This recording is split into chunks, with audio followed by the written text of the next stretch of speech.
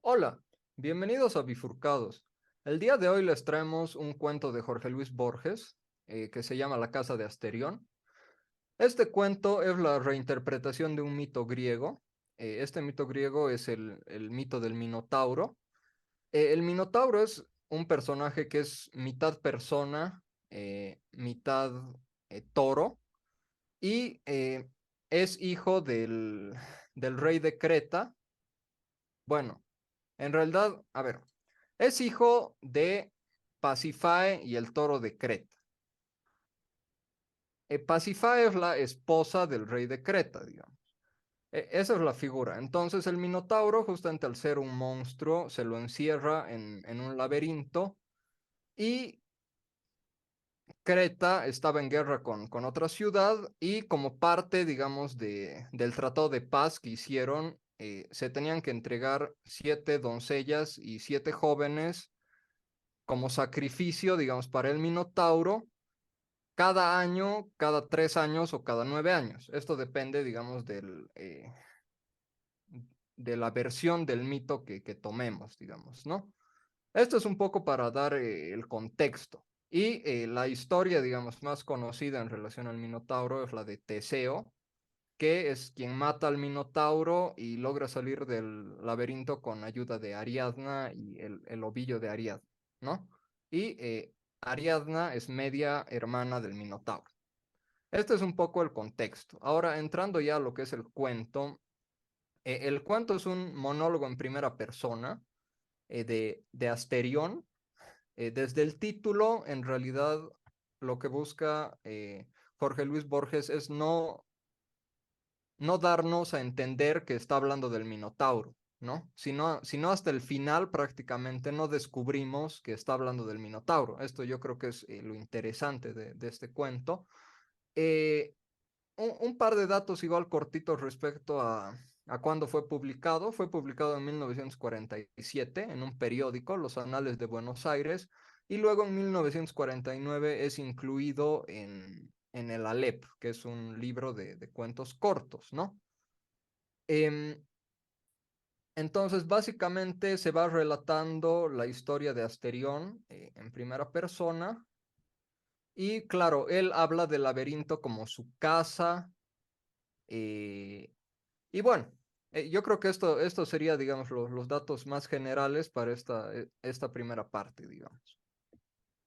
Bueno, un poco entrando al análisis, yo creo que en este cuento un poco hay que hacer hincapié en lo que dijiste, ¿no? En lo que recién al final el lector se da cuenta de que el personaje es el Minotauro.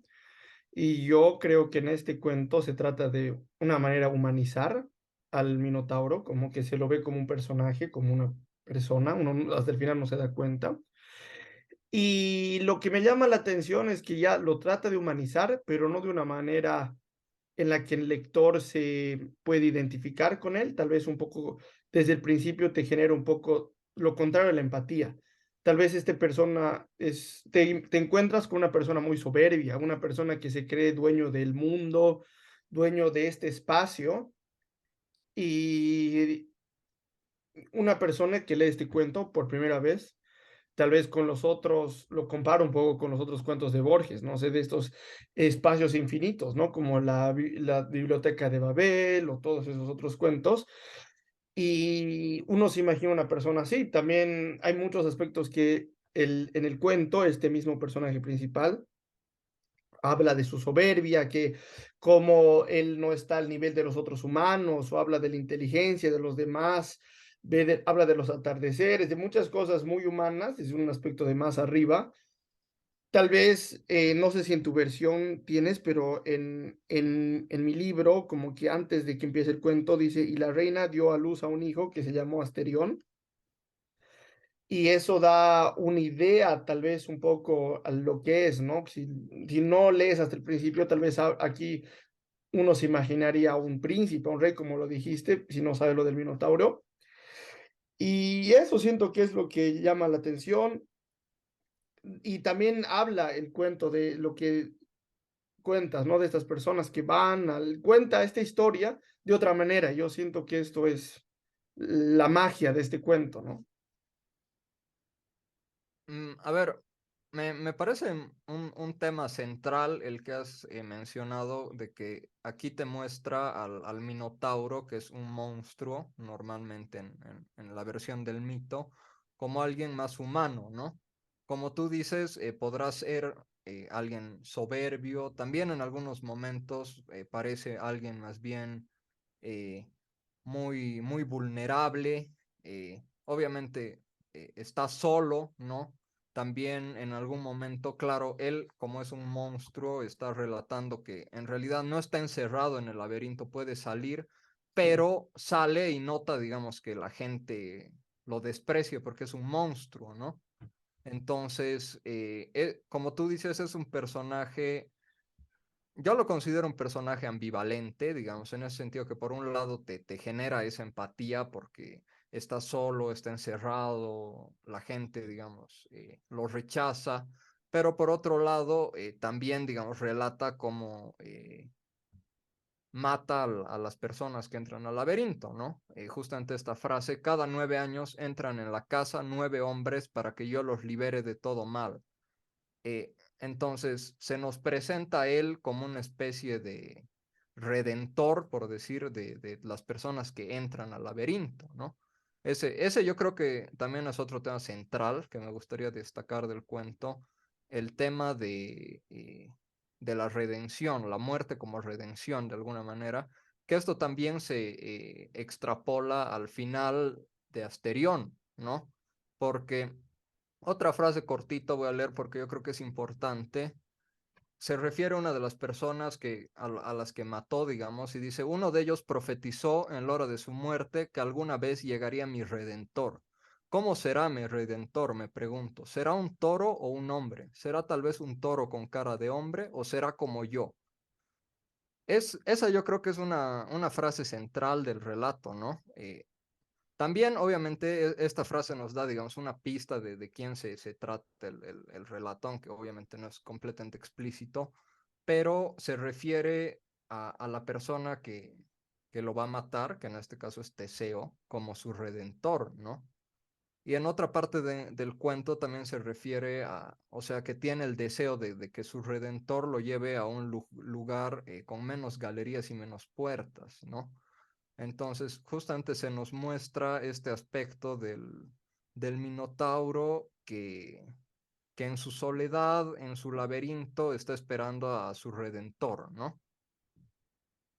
Em, sí, me gusta mucho esa idea de la redención, esa idea del redentor, me gusta mucho como esa idea de la muerte.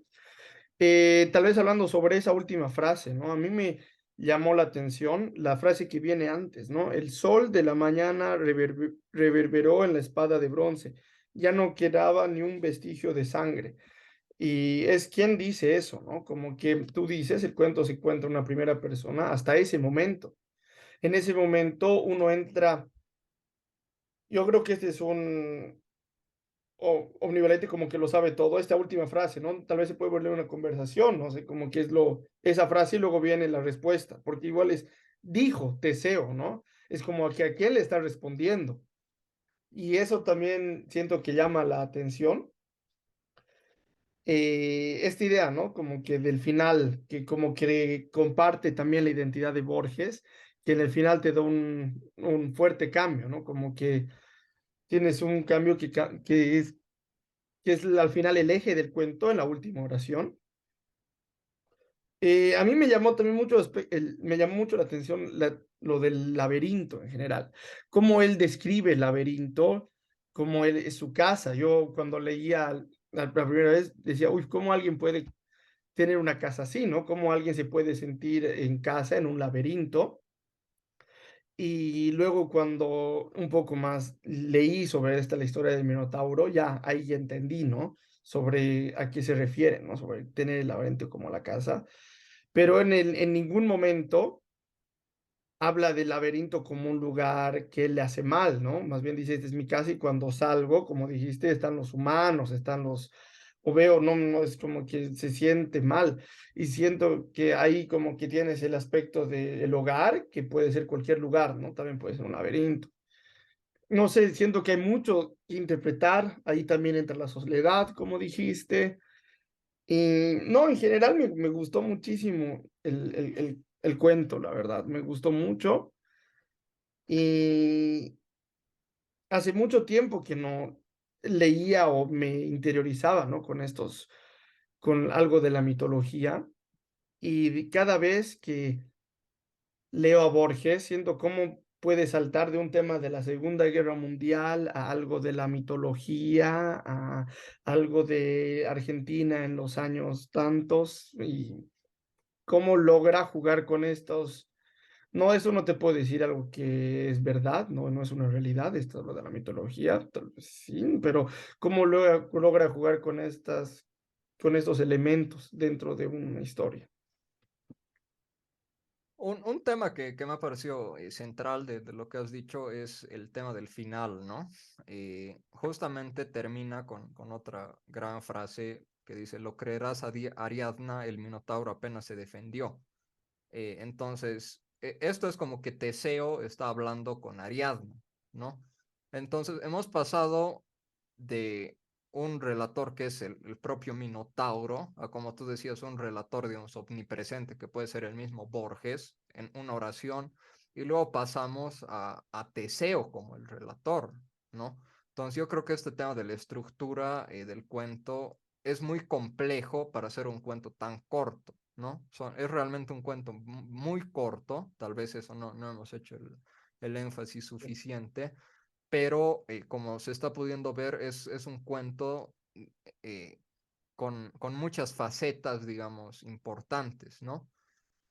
Igual algo que me gustaría decir en relación a lo que has dicho ahora y también a lo que mencionabas al principio sobre el infinito, es este tema, ¿no? Que habla del laberinto de la casa que tiene 14 patios o infinitos. Entonces juega como Borges hace muchas veces con el tema de los números, ¿no? Y del infinito. Em,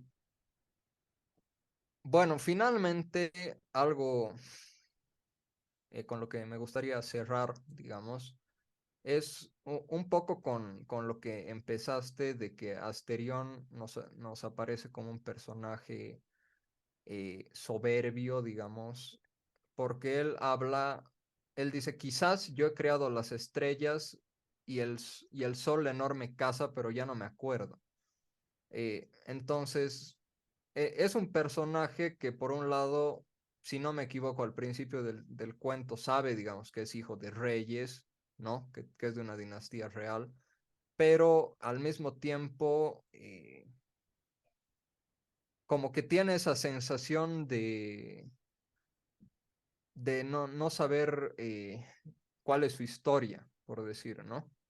O sea, dice, tal vez yo he creado las estrellas y el sol, pero no me acuerdo ya, ¿no? Ha pasado tanto tiempo ya estoy solo en este laberinto, digamos.